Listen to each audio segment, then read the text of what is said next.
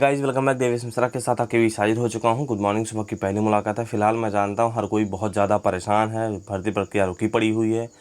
Big breaking news ये है कि उत्तर कुंजी का ऑर्डर आते ही फिलहाल हम लोग कल पूरा दिन इंतज़ार करते रहे लेकिन नहीं आया। मुझे लगता है समय अभाव के कारण नहीं आया होगा।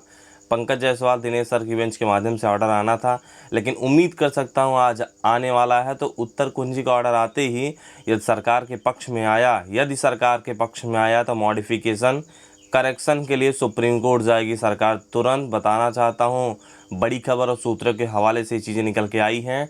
यदि उत्तर कुंजी का ऑर्डर आता है और सरकार के पक्ष में आता है तो मॉडिफिकेशन करेक्शन के लिए सुप्रीम कोर्ट जाएगी तुरंत सरकार। जल्द होगी एक और सुनवाई। धैर्य रखें, थोड़ा सा धैर्य रखें। उम्मीद करता हूं और बताना ये भी चाहता हूं 18 जून से सुप्रीम कोर्ट बंद है।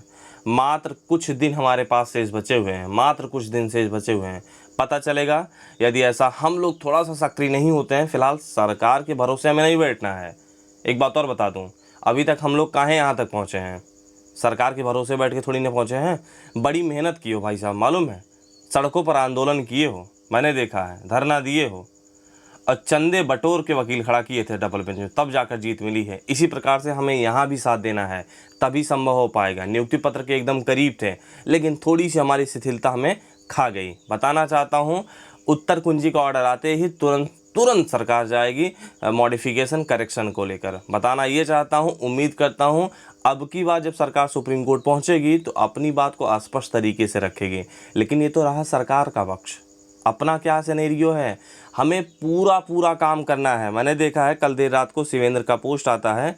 शिवेंद्र एक बार फिर खुला प्रस्ताव रखते हैं, दूसरा समीकरण बताते हैं। मैं आपको समीकरण दिखाना चाहता हूं कि भैया सर्वेश आ जाएं, अब हमारा तुम्हारा अहम ईगो सब खत्म हो चुका है। बस कुछ दिन बचे हुए हैं। 18 जून से बंद होने वाला है सुप्रीम कोर्ट। यदि बचाना हो तो बचा लो, नहीं तो फिर जुलाई में। बाकी आगे क्या होगा भगवान जाने। खुला प्रस्ताव देख लेते हैं क्या दिए हैं। तो पता नहीं क्यों आ नहीं रहे यार। भविष्य को देखते हुए भर्ती को लेकर कम से कम उस चीज़ को देखते हुए सब चीज़ ख़त्म करो। ईगो वगैरह पता नहीं कितना लोगों में रहता है यार।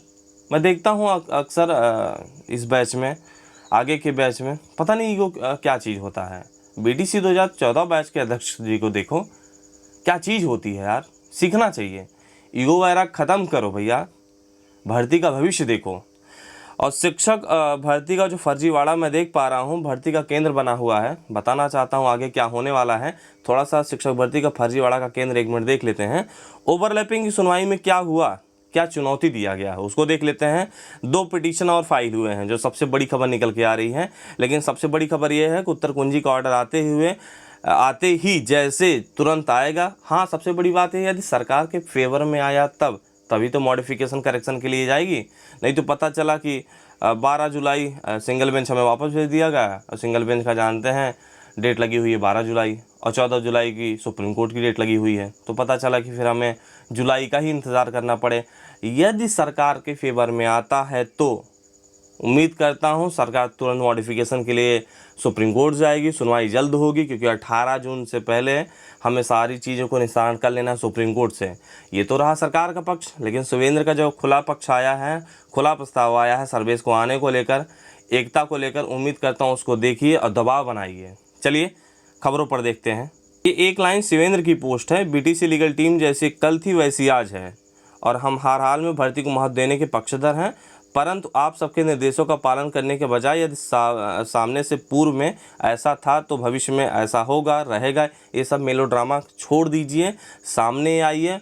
मुझे मेरा दोस्त मत समझाइए, मैं आपको दोस्त नहीं समझा रहा हूँ। ये सब चीज़ें भूलते हुए, भर्ती की भविष्य देखते हुए आइए। एकता का जो हम मिसाल देना चाहते हैं, मैं देख रहा हूँ लगातार लोग कह रहे हैं कि सर्वेश शिवेंद्र आए, भर्ती पर विजय प्राप्त करें। यदि ऐसा सोचना है सबका, हम साथ आते हैं, मेरा खुला प्रस्ताव है। तो समस्त आरोप प्रत्यारोप को भूलकर मैंने हाथ बढ़ाया था, मगर सामने से साफ इनकार एक चीज़ें निकल के आ रही हैं कि हम नहीं, सामने नहीं आएंगे, मिलेंगे नहीं। एकता में मुझे नहीं विश्वास है। बाकी बहुत सारी चीज़ें निकल के आ रही हैं। कल देर रात को सर्वेश का पोस्ट मैंने देखा तो वो भी चीज़ें निकल के आ रही हैं। हाँ, मैं भी आना चाहता हूँ, लेकिन बीच में पता नहीं क्या क्या एक चीज़ें निकल के आती हैं। अरे भैया सब खत्म करो, सामने आओ यार एक साथ। वे इसके लिए तैयार नहीं हैं। ऐसे में समस्त चयनित बंधुओं और अग्रज बंधुओं राघवेंद्र सोमवंशी, रवि पांडे, आयुष दुबे, प्रमोद पाठक, विकास वर्मा, समस्त अग्रजों से मेरा निवेदन है कि आपके मार्गदर्शन में शिवेंद्र तन मन धन से हर जगह खड़ा है। आप तय कर लें कि आपको शिवेंद्र के साथ पूर्ण पारदर्शी तरीके से आर पार की लड़ाई लड़नी है या लोगों की निजी महत्वाकांक्षा के शिवेंद्र को ही बार बार नतमस्तक करवाना है। भैया सब खत्म करो बैर। फिर से बता रहा हूँ, सरकार के भरोसा में नहीं बैठना है। फिलहाल मैं देख रहा हूँ हर कोई 69,000 शिक्षक भर्ती में, चाहे कोई भी हो, मैं किसी भी पार्टी की नहीं बात करता। जब हमारी सुनवाई नहीं हो रही थी, यहाँ तक खुद जो वर्तमान सरकार है थोड़ी सी शिथिलता दिखा रही है, सक्रियता के साथ हमारी सुनवाई नहीं करवा पा रही थी डबल बेंच में। आज हम यहाँ तक पहुँचे हैं। मैं देख रहा हूँ हर कोई राजनीति सीख रहा है 69,000 से, कसम से बता रहा हूँ, हर कोई। तो 15 बैच से अंतिम प्रस्ताव यह है कि यहाँ देख सकते हैं सर्वेश और शिवेंद्र दोनों, इनमें से किसी भी एक का नाम नहीं होगा तो दिक्कत होगी। 15 बैच से अंतिम प्रस्ताव यह है कि सर्वेश और शिवेंद्र का खाता खोला जाए।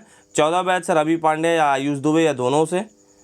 13 बैच से राघवेंद्र सोमवंशी या विकास वर्मा, यानी इन सबके संयुक्त खाता खोला जाए। ये मेरा अंतिम प्रस्ताव है। कोई दिक्कत नहीं है, हमें कोई भी दिक्कत नहीं है। आइए सब साथ मिलकर लड़ते हैं। सुप्रीम कोर्ट, चंद दिनों की बात है, सुप्रीम कोर्ट के जो भी निर्णय आया है, जो देखने को मिला, मुझे लगता है कि अविश्वसनीय मिला, क्योंकि हम उसे समझा नहीं पाए। समझा तभी पाएंगे जब एक सीनियर बढ़िया वकील खड़ा करेंगे, कम शब्दों में बात को ख़त्म करेंगे कि भैया शिक्षा मित्र ये हैं 25 जुलाई 2017 से सहायक शिक्षक के पद पर नहीं काम कर रहे हैं। हाँ, 68,500 में जो चयनित हो चुके हैं, 7,000 समथिंग वही सहायक शिक्षक के पद पर काम कर रहे हैं। हम उनको डिस्टर्ब नहीं करने वाले हैं। 8,065 पर मिलने वाले हैं।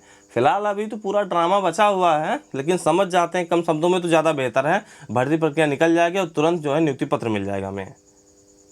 अब ये देख सकते हो ओवरलैपिंग को लेकर ये चुनौती दी गई है। याचिका में 69,000 सहायक अध्यापक भर्ती परीक्षा 2019 में एनसीटी और राज्य सरकार द्वारा टीईटी पात्रता परीक्षा के लिए जो भी हुई, राज्य सरकार द्वारा टीईटी पात्रता के लिए 5% की छूट दी गई है। ARTE शिक्षक पात्रता परीक्षा हुआ है जो ना, उसमें भी 5% छूट दिया गया है। उत्तर प्रदेश आरक्षण नियमावली 1994 की धारा 3(6) एवं शासनादेश 25 मार्च 1994 द्वारा आरक्षित वर्ग को आयु की छूट देने की संवैधानिकता को चुनौती दी गई है। यानी आपने टीईटी में छूट लिया, मतलब कैटेगरी को चुनौती दिया गया है कि ये कैटेगरी 5% टीईटी में छूट लिए हैं। ATRE 2019 में 5% लिए हैं। 1994 और 25 मार्च 1994 आरक्षित वर्ग में जानते हैं जो कुछ काफ़ी कैटेगरियां हैं, मैं जानता हूं काफ़ी कुछ कैटेगरी को जो उम्र में छूट दिया गया है। अब ये ओवरलैप करके सामान्य में आ रहे हैं, ऐसी चुनौती दी गई है। तो सामान्य वर्ग के अभ्यर्थियों का अवसर कम होंगे। याचिका अधिवक्ता आलोक मिश्र का कहना है कि अनारक्षित वर्ग में सभी वर्ग समाहित हैं। बिल्कुल बिल्कुल, ये तो मैं बहुत पहले से कह रहा हूँ। जो भी मेधावी छात्र हैं, कोई ज़रूरी नहीं है कि अपने ही सीट में रहेंगे। बताना चाहता हूँ, अनारक्षित की सीट किसी की नहीं होती है, हर मेधावी छात्र की होती है, हर मेधावी छात्र की होती है। लेकिन इन सब चीज़ों को लेकर एक चुनौती दी गई है कि इतना छूट लेकर इस कैटेगरी में आ रहे हैं। जो सबसे बड़ी बात निकल के आ रही है, यहाँ देख सकते हैं, ऐसे में आरक्षित वर्ग के व्यक्ति को सामान्य वर्ग में समायोजित करने से सामान्य वर्ग के अभ्यर्थियों के अवसर कम होंगे, जो सुप्रीम कोर्ट के आरक्षण नियमों का उल्लंघन होगा। याचिका का कहना है कि आरक्षित वर्ग के अभ्यर्थियों को आरक्षित पदों पर चयनित होने का अधिकार है। आयु में सहित तमाम छूट का लाभ लेकर चयनित अभ्यर्थियों को सामान्य वर्ग में समायोजित करना स्थापित विधि व्यवस्था के विपरीत होगा। तो ओवरलैपिंग पर चुनौती दी गई है। 1 महीने की बाद डेट लगी है। फिलहाल अभी घबराने की दिक्कत नहीं है। भर्ती प्रक्रिया जैसे शुरुआत हो जाए, सबको नियुक्ति पत्र मिल जाए, बाकी चीज़ें सब खत्म हो जाएंगी। लेकिन दिमाग में हर बात को सीरियस लेना है, बहुत ज़रूरी है। मैंने अभी 2 चीज़ें और कहा कि 2 पिटीशन और फाइल हुआ है। 4% विकलांग को लेकर, क्योंकि 3% मिला है। 1 पिटीशन ही अभी फाइल हो चुका है। जो सबसे बड़ी बात, MRC आपने देखा होगा लोहा सिंह के नाम से बड़ी खबर निकल के आ रही है चयन सूची रद्द करने को लेकर। फिलहाल बोल रहा हूँ, हर किसी का न्यायालय जाने का अधिकार है, चाहे विकलांग भैया जी हों। इन सब चीज़ों को लेकर उन्हें लगता है कि 1% हमें छूट कम मिला है, तो उनका अधिकार है। जब हित प्रभावित होता है तो जाते हैं। MRC हित प्रभावित हुआ गए, ओवरलैपिंग हित प्रभावित हुआ गए, और बड़ी चीज़ें आ रही हैं। जो 3 नंबर कॉमन मिला है सबको, उसको लेकर पिटीशन फाइल हो चुका है। बड़ी खबर निकल के आ रही है, लेकिन मामला अभी गुमनाम में है। 3 नंबर जानते हैं जो कॉमन मिला है सबको, ये भी पिटीशन फाइल हो चुका है। अब यहाँ देख सकते हैं, मैं देख पा रहा हूँ जो फर्जीवाड़ा हुआ है, मैं देख पा रहा हूँ जैसे भारत समाचार बहुत बड़ी चीज़ को उठा लिया है, पता नहीं उसको दिक्कत क्या है। यहाँ देख सकते हैं STF ने शुरू की शिक्षक भर्ती फर्जीवाड़ा की जाँच। स्कूल प्रबंधन पर भी कसा जा रहा है शिकंजा। बहुत सारी चीज़ें निकल के आ रही हैं। यहाँ देख सकते हैं पूर्व छात्र नेता समेत कई सफ़ेद पोस्ट निशाने पर, कई जिलों में फैला गिरोह का नेटवर्क लगातार, चाहे प्रयागराज हो चाहे प्रतापगढ़ हो। शिक्षक भर्ती में अनियमितता, शिक्षक भर्ती अधिक अंक पाने वाले अभ्यर्थी एसटीएफ के राडार पर होंगे। तो अधिक अंक पाने वाले भैया सामने आ जाएं, उम्मीद करता हूं सामने आ जाएंगे तो मामला ख़त्म हो जाएगा, ठीक है। नहीं तो पता चला अभी जेल में हो, दीवार हो, ज़िंदगी ख़त्म हो जाए। अधिक अंक वाले पानों की खैर नहीं है, ठीक है, लेकिन मानेंगे नहीं, मैं जानता हूँ। 3 साल में नहीं भरेगी 1,37,000 पद अभी तक खाली हैं, आगे भी खाली रहेंगे, रिजवान जैसे लोग रहेंगे।